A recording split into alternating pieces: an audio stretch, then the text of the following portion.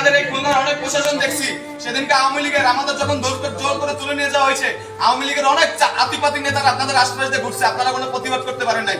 যেহেতু আপনি police commissioner সেদিনকে কোনো প্রতিবাদ করতে পারেন নাই সন্ত্রাসীদের বিরুদ্ধে, আমরা চাই না এই খুলনা কমিশনারের এই আপনার মতো পুলিশ কমিশনার আমরা খুলনায় চাই না। 16 বছর ধরে জনগণকে একত্রিত করে আন্দোলন করতে পারে নাই। আমরা যখন অরাজনৈতিক ভাবে সাধারণ ছাত্ররা বৈষম্য বিরোধী ছাত্র আন্দোলনের ব্যানারে আন্দোলন শুরু করছি তখন সকল জনগণ আমাদের সাথে আসছে। তখন আমরা আপনাদের আওয়ামী লীগের স্বৈরাচারের পাচারা রূপ দেখেছি। এট দ্য সেম টাইমে এখানে আবু সাইদের নাম নেওয়া হয়, এখানে মুক্তবের নাম না নেওয়া হয়, এখানে অন্যান্য শহীদদের নাম না নেওয়া হয়। এখানে কিভাবে আপনারা মিটিং শুরু করতে পারেন? এখানে আমরা কোনো দলের টাকার উপরে ভিত্তি করে আন্দোলন করি নাই। এখানে সাধারণ ছাত্ররা প্রতিদিন হেঁটে খেয়ে না খেয়ে কোন সিঙ্গারা বিস্কুটের লোভে না যে নিজেদের পায়ের মাথার ঘাম পায়ে ফেলে তারা আন্দোলন করে এই একটানা 35 দিনেরও বেশি সময় ধরে আন্দোলন করে তারা আমরা আতঙ্কের পুলিশের উপর করে এই দেশটাকে আমরা ঠিক করতেছি। আমরা যখন দেশ সংস্কার করতেছি অরাজনৈতিক ভাবে, আপনারা তখন রাজনৈতিক দলের নেতা কর্মীদের নিয়ে এখানে কি করতেছেন? আপনার এই প্রশাসন লেয়াজু ভিত্তিক প্রশাসন, এই প্রশাসন যদি ভবিষ্যতে থাকে আমরা আশা করতেছি আমরা সাধারণ ছাত্র সমাজ আবার একই ঘটনার সম্মুখীন হব। আবার গুলি চালাতে পারেন। আজকে আগের দিন আপনারা লীগের হয়ে গুলি চালাচ্ছেন, এর পরবর্তীতে আপনারা হয় বিএনপি হয় অন্য কারণে গুলি চালাবেন। ভাই একটু আপনাদের জুনিয়র অফিসাররা কেন স্বতন্ত্র কমিশন চায়? তারা কেন বলতেছে যে আপনারা আমাদেরকে স্বাধীন করুন? কারণ তারা জানে আবার যখন নতুন রাজনৈতিক দল আসবে, আপনারা সেই নতুন রাজনৈতিক দল যদি চাপে পড়ে তাহলে আপনারা আবার আমাদের বুকে গুলি চালাবেন। আপনারা যে গুলি চালাবেন না এর গ্যারান্টি কি আমাদের দিবেন? কোন ছাত্রের উপরে, কোন জনতার উপরে, নিরাপদ জনতার উপরে, কোন মিছিলের উপরে যে গুলি চলবে না, মিছিল মিটিং যে স্বাধীনভাবে হবে এর কোন গ্যারান্টি আছে? একটা দল মাত্র রক্ত শুকাইতে পারেনি তার ভিতরে তারা সমাবেশ শুরু করছে, আপনারা তাদের সাথে বসা শুরু করে দিচ্ছেন কেন? এগুলো কেন? আপনারা জবাব দিয়ে আমরা বলি শোনেন, আমি বলি আপনাদের এই খুলনার অনেক প্রশাসন দেখছি সেদিনকে আওয়ামী লীগের আমাদের যখন জোর করে তুলে নিয়ে যাওয়া হয়েছে আওয়ামী লীগের অনেক আতিপাতি নেতারা আপনাদের আশপাশ দিয়ে ঘুরছে, আপনারা কোনো প্রতিবাদ করতে পারেন নাই।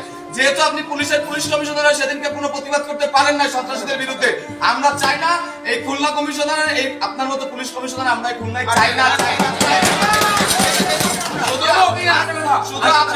শুধু আপনি না, ওই দিনকে উপস্থিত সকল প্রশাসনিক কর্মকর্তাকে বদল করতে হবে। ওই দিনকে উপস্থিত সকল প্রশাসনিক কর্মকর্তাকে হয় বদলি করতে হবে না হয় তাদের বহিষ্কার করতে হবে। আমরা কোনো লেয়াজু ভিত্তিক প্রশাসন চাই না। আমরা চাই ছাত্র জনতা মিলে একটা সুন্দর প্রশাসন হবে।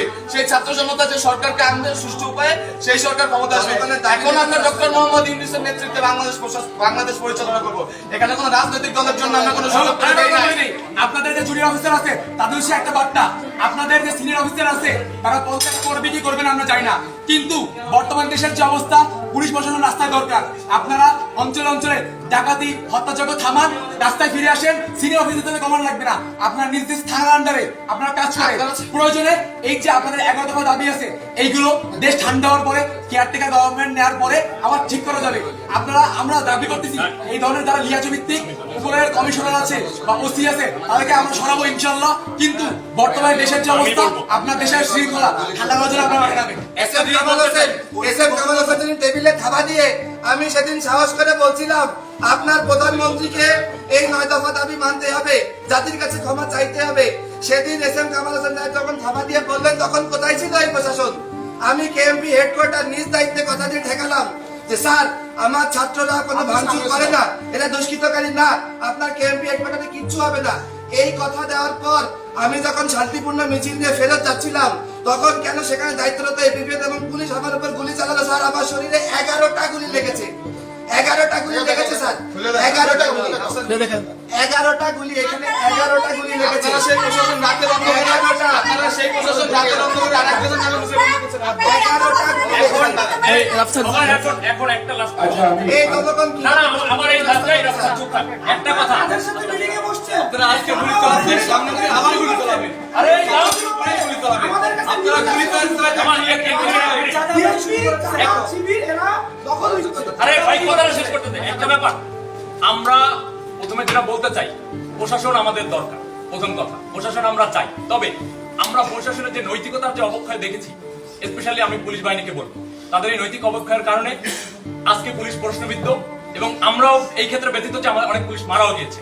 বাট তাদের এই নৈতিকতা যদি থাকতো তাহলে আজকের এই সিচুয়েশন দেখা লাগতো না। তবে আমরা কোন রাজনৈতিক দলকে এখানে প্রমোট করার জন্য আমরা ছাত্র সমাজ এখানেও আসিনি এবং সারা বাংলাদেশে আছেন আন্দোলন। আমরা নিরপেক্ষতার ভিত্তিতে আমরা এই সরকার গঠন করতে চাই এবং পুলিশ বাহিনীকে আমরা বলবো যে আপনারা যেই ধরনের নেতৃত্ব দরকার বা যে নৈতিকতা থাকা দরকার সেটার ভিত্তিতে আগামী দিনে কাজ করবেন। আমরা অবশ্যই প্রশাসনকে চাই, প্রশাসনকে আমরা তো কোনোভাবেই ধিক্কার বা ঘৃণা জানাতে লেয়াজভিত্তিক প্রশাসনকে ধিক্কার জানাই। একটা সেম টাইম আমরা চাই যে প্রশাসনিক কয়েকজন কর্মকর্তার জন্য যে পুরো ডিপার্টমেন্টকে বরখাস্ত করতে হবে, ডিপার্টমেন্টকে আমরা নিন্দা জানাবো সেটা না। আমাদের অবশ্যই প্রশাসন দরকার আছে, প্রশাসন না থাকলে বিশৃঙ্খলা বাড়বে, এটা আমরা সবাই জানি। আমরা ছাত্ররা তো আর এই মাঠের দায়িত্ব নেব না, আমাদের পড়াশোনা আছে। তবে এই লিয়াজভিত্তিক প্রশাসন আমরা কখনোই চাই না এবং এই বাংলার ছাত্র সমাজ কোনোদিন মেনে নেবে না। আজকে আপনারা যদি রাজনৈতিক নেতাদেরকে ইনভাইট করতেন তাহলে আমাদের কেন রাখছেন? আমরা তো কোনো রাজনৈতিক নেতার আন্ডারে আমরা কোনো আন্দোলন করিনি। এই আন্দোলন কি কোনো আন্দোলন তো রাজনীতি হচ্ছে। আমরা যেটা চাইবো যে খুলনা শহর যে আপনাদেরকে বলি, আপনাদেরকে বলতেছি, আপনারা বর্তমানে কোন স্বৈরাচার সরকারের আন্ডারে নেই। আপনারা ছাত্র জনতার জন্য যেটা ভালো হয় সেভাবে আমরা যে আমাদের প্রতিনিধি ভাইরা আছে ঢাকা বিশ্ববিদ্যালয়ের জন্য তাদের নেতৃত্বে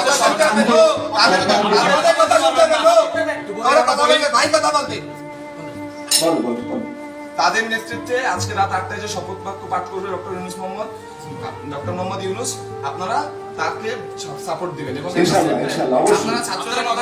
আপনারা ছাত্র জনতাকে সর্বোচ্চ সহযোগিতা করবেন।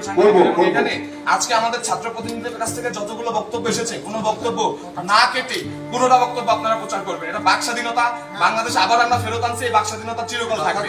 কেউ কথা বলা থেকে চুপ থাকতে পারবে না। আমরা আবার কথা বলবো, আমরা আবার অন্যায়ের বিরুদ্ধে প্রতিবাদ করবো।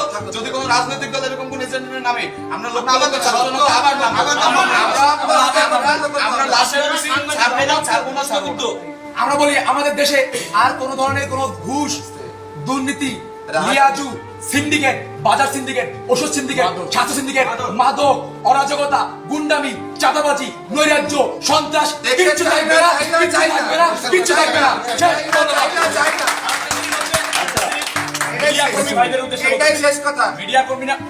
মিডিয়া কর্মীদের উদ্দেশ্যে বলতে চাই যে ভাই, আপনারা যারা আমাদের সাথে ছিলেন এই আন্দোলনের শুরু থেকে, এবং আমি মিডিয়া কর্মী অনেকের সাথে কথা হয়েছে, তারাও এতদিন বাক স্বাধীনতা প্রকাশ করতে পারেন নাই।